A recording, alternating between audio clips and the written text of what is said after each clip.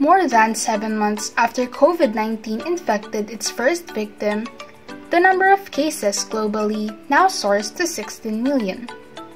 This is due to the dilemma faced by the states on whether to implement a strict lockdown in exchange for the economic downfall, or to ease the lockdown, exposing the people to the dangers of contracting the virus so that the economy will regain its composure. Here in the Philippines, we managed to control the cases to 8,488 on April 30 and 12,091 on May 15. But when the lockdown was slowly loosened down, it rose to 18,086 cases on May 31, then 37,514 cases on June 30. Thereafter, 58,768 cases on July 15, and more than 85,000 cases on July 29. Because of this, the Department of Education was challenged to look for alternative ways on how to continue the learning process of students in the midst of our fight against COVID-19.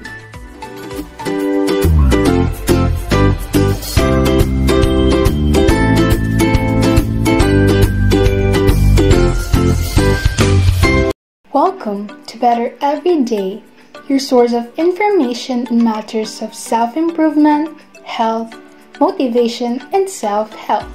Hello and nice to see you again. If you are new to the channel, consider subscribing and hit the notification bell so you can be updated of the latest videos which might be of help to your self-improvement. The learning modalities of Deped blended education in the Philippines and its challenges. The online distance learning. Online distance learning is divided into two types, the synchronous and asynchronous. Synchronous online distance learning. In synchronous online distance learning, the students and the subject teacher will simultaneously log online in a virtual classroom based on the schedule set for a particular subject. Since this is done through a video conferencing, teleconferencing, live chatting, or live streaming lecture, they can have a live discussion on the topic like what was happening in an actual classroom. The clear advantage of this mode is that students and teachers can adapt easily in terms of the learning process, since the only difference is that the classroom instruction is being conducted online. Not all students have an easy access to the internet. Some would need to go to internet shops in order to attend an online class. If this is the case, there would not be enough internet shops in the neighborhood to accommodate all students therein. Some may have internet connection at home, but the internet speed may be as low as 5 Mbps, which is not so reliable for an online class. Asynchronous online distance learning. For asynchronous online distance learning, the students may set their own schedule or phase in the learning process. This addresses the problem posed by synchronous online distance learning. The student can now set his own schedule based on how he or she can access the internet. In this mode, the learning materials will be made available by the teachers on a website and can be viewed and downloaded by the students whenever they want it. The communication between the teacher and the students may be made on discussion boards, on the said website, or on a separate social media group account, where the teacher may leave a message or instruction to the students, and the students may submit their assignment on the website or social media group account anytime or at least before the prescribed deadline.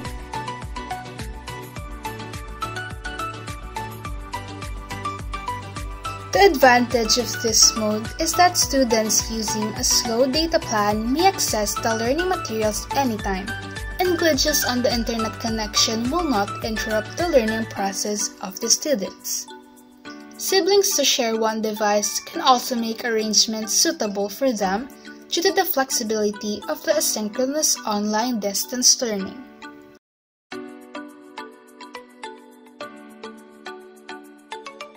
Asynchronous online distance learning lacks the motivation part from teachers compared to synchronous online distance learning. The communication between the teacher and the students is quite minimal.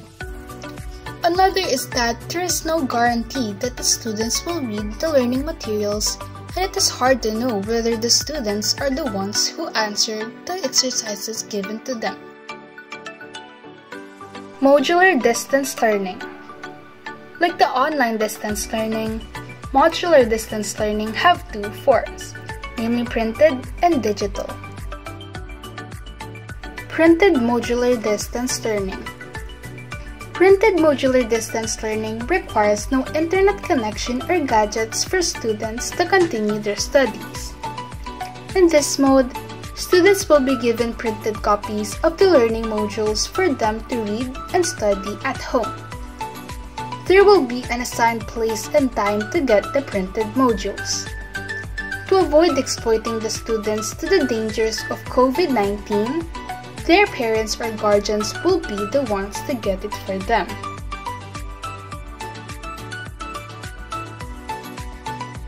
Obviously, the printed modular distance learning will save parents money in terms of the cost for internet connection. Likewise, they will not be required to purchase gadgets like smartphones, laptops, or tablets for online education use. The hard copies will also provide convenience to those who prefer to have the reading materials printed so they can write notes on the paper itself and save their eyes from the bad effects of excessive exposure to digital screens. Like the asynchronous online distance learning, printed modular distance learning lacks the motivation part from the teachers. Similarly, the activities for evaluation may be answered by anyone since the printed materials are being brought home, and the students may compare or share their answers, or the parents themselves may do the work for compliance purposes only. The possibility that the students will not read the materials will also be likely to happen. Moreover, this is costly on the part of the government, which needs to print truckloads of papers. Its distribution is also a challenge. Digital modular distance learning. Digital modular distance learning is for those who have gadgets but without or has limited internet access. Here, the students will be given digital files through flash drives, memory cards, or CDs. The files contain instructional materials with some exercises. Like in printed modular distance learning, there will be an assigned place and time for the parents or guardian to get the digital files and to submit their answers to the exercises.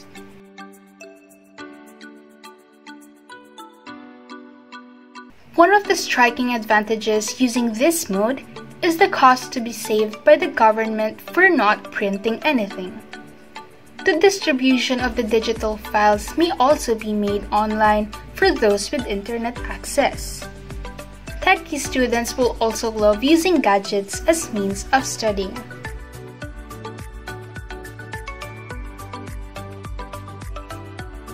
This mode requires students to have at least one reliable gadget per household. It should be updated enough to read format of the files to be distributed. The screen size and resolution must also give the students convenience in reading the text and viewing the pictures or videos. For those who prefer reading with hard copies, they need to have the files printed for a better learning experience. Homeschooling. Homeschooling is an alternative delivery mode usually for private schools, wherein parents, guardians, or tutor who underwent training will be authorized to teach their child. They will act as facilitator of learning instead of the classroom teacher, while the students still cannot go to school for a face-to-face mode of instruction. There are accredited schools who cater for homeschooling. This alternative mode exists for decades now, but it is worth mentioning. because a lot of students might shift to this mode considering the current situation.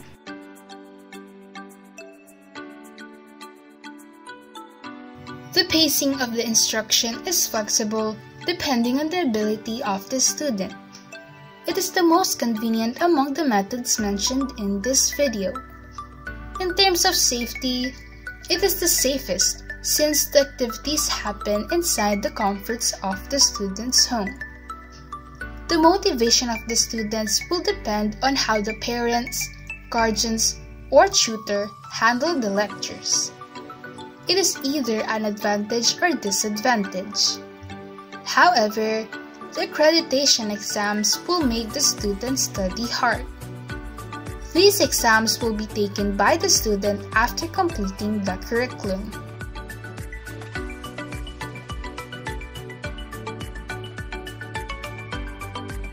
The usual situation under this mode is that a tutor is being hired by the parents to do the teaching.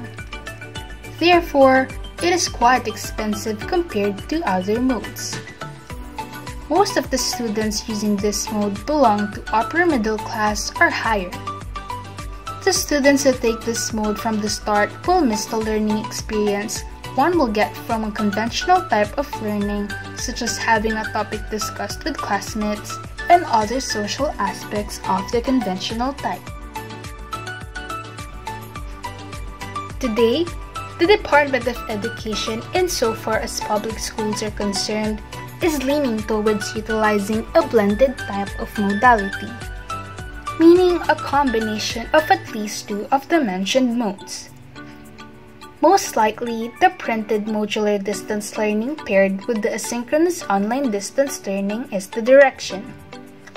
For private schools, they can choose whichever mode is suitable for them, provided that prior approval from the Department of Education is required after showing that they are capable to provide for such modality. How about you?